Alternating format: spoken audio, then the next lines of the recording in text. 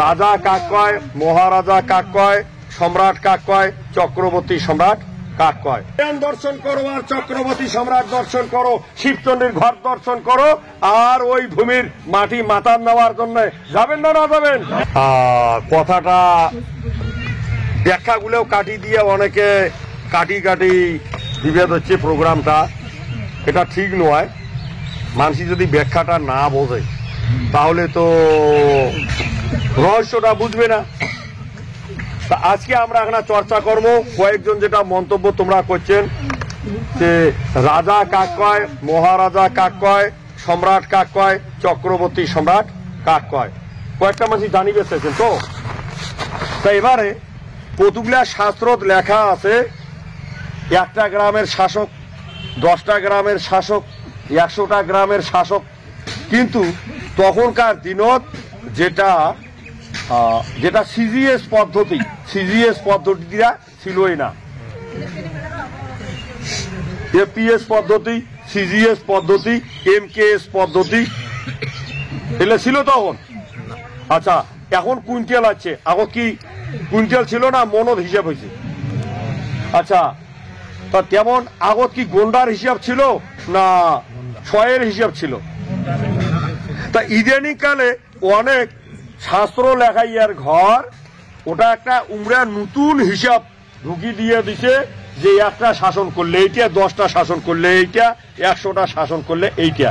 তখন কিন্তু এই সিজিএস পদ্ধতিটার জন্মই হয় নাই, যখন রাজা মহারাজার ঘর তৈরি হয়েছে। একজন নিজের ভাবনা থাকিয়ে লেখি দিয়ে দিচ্ছে, মানুষই মনে করবে হচ্ছে এইটাই বুঝি রাইট, এমন ব্যাপারটা নয়।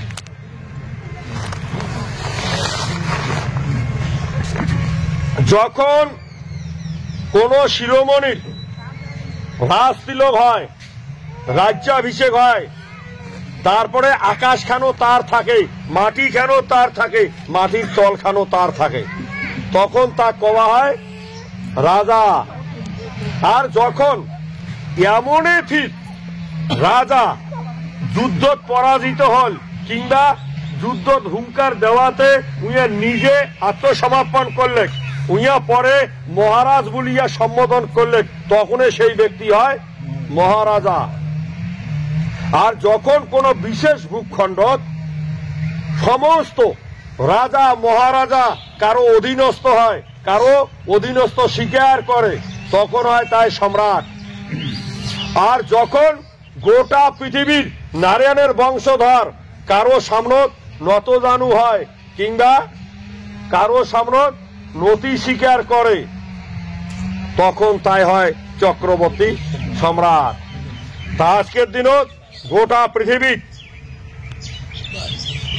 পৃথিবীর যে কোনাতে যে কোনো ক্ষত্রিয় থাক না কেন, ক্ষত্রিয়র যতগুলা শিরোমণি আছে সম্পূর্ণ শিরোমণি, তেমন এরা কাং যদি এরা 10টা 20টা মানসি নিয়া সংগঠন যদি করে, সেটা তো হিসাবও ধরবেন নাই।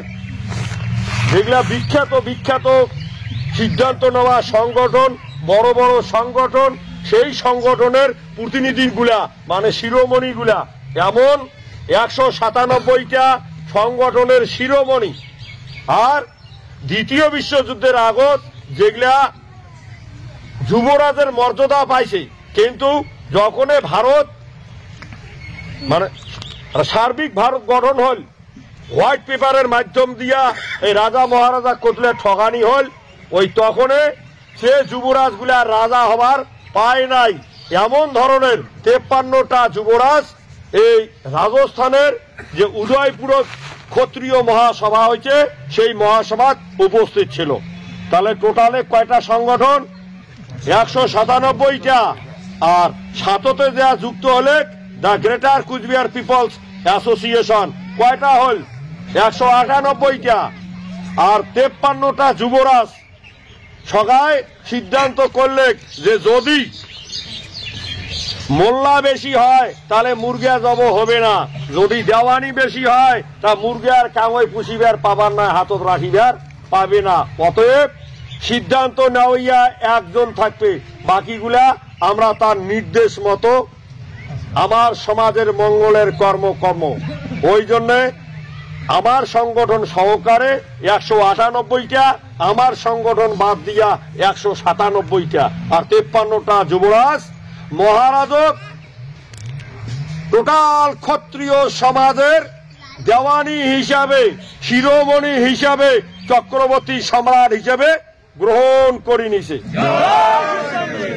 ওই জন্য সেই দিন থাকিয়া মহারাজা অনন্ত রায় আর রাজাও নয়, মহারাজাও নয়, সম্রাটও নয়, টোটাল নারায়ণের বংশধরের যেহেতু শিরোমণি হয়েছে সেহেতু তাই এলা চক্রবর্তী সম্রাট। আর এদিকে আরো একটা ব্যাপার আছে, পৃথিবীর বহুগুলা রাষ্ট্র আছে, সেই রাষ্ট্রের প্রতিনিধি ক্ষত্রিয় কাজ আছে।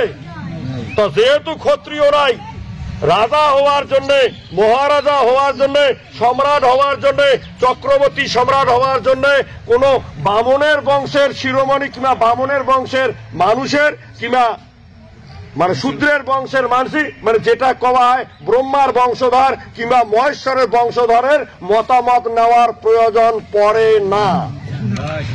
ওই জন্য যেহেতু পৃথিবীর সমস্ত ক্ষত্রিয় শিরোমণি মহারাজক সম্মতি দিয়ে দিছে, মহারাজের যে মানে যেটা কয় একজন যে সিদ্ধান্ত নেবে সেটা সবাই গ্রহণ করে নিয়ে নিছে, চরণ স্পর্শ করছে, সেহেতু এলা মহারাজ চক্রবর্তী সম্রাট।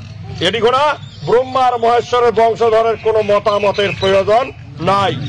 আর এই তথ্যটা হলে ধর্মনীতির তথ্য, এইটা বর্তমান গণতন্ত্রের তথ্য নয়।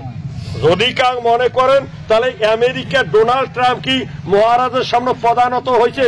কারণ উইয়া তো শূদ্র, উইয়ার পদানত হওয়ার কোনো প্রয়োজন নাই। তাই এমন ধরনের বাকি যে দেশ আছে সেগুলার কারণ শস্ত্রধারী নারায়ণের বংশধর হয় না, না হয়?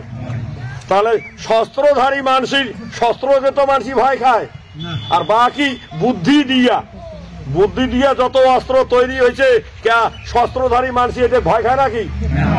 তা সেই প্রতিনিধিগুলা তোমাকে সহমত দিবে না দিবে, অধীনস্থ হবে না হবে, তাতে কি তোমার কোনো যায় আসে? শস্ত্রধারী জাতির কি কোনো যায় আসে? নারায়ণের বংশধরের কোনো যায় আসে? যেহেতু যায় আসে না, সেহেতু এই পৃথিবীর বর্তমান একজনে চক্রবর্তী সম্রাট, সেটা হলে মহারাজা অনন্ত রায়। কি তোমরা ফির মানে নিচ্ছেন না? নাই না মনে প্রাণে মানছেন না? নাই মানেন? গোটা দুনিয়া মানছে, তোমরা কি না মানলে হবে? কি তাহলে ফির গলার আওয়াজ নাই কেন? কি মানছেন না? নাই মানেন? চক্রবর্তী সম্রাট হিসেবে মানছেন না? নাই মানেন? যদি মানছেন তাহলে নারায়ণ দর্শন করো, আর চক্রবর্তী সম্রাট দর্শন করো, শিবচন্ডীর ঘর দর্শন করো, আর ওই ভূমির মাটি মাতার নেওয়ার জন্য যাবেন না? না যাবেন? কি যাবেন তো? তা ঠিক আছে, যদি যান।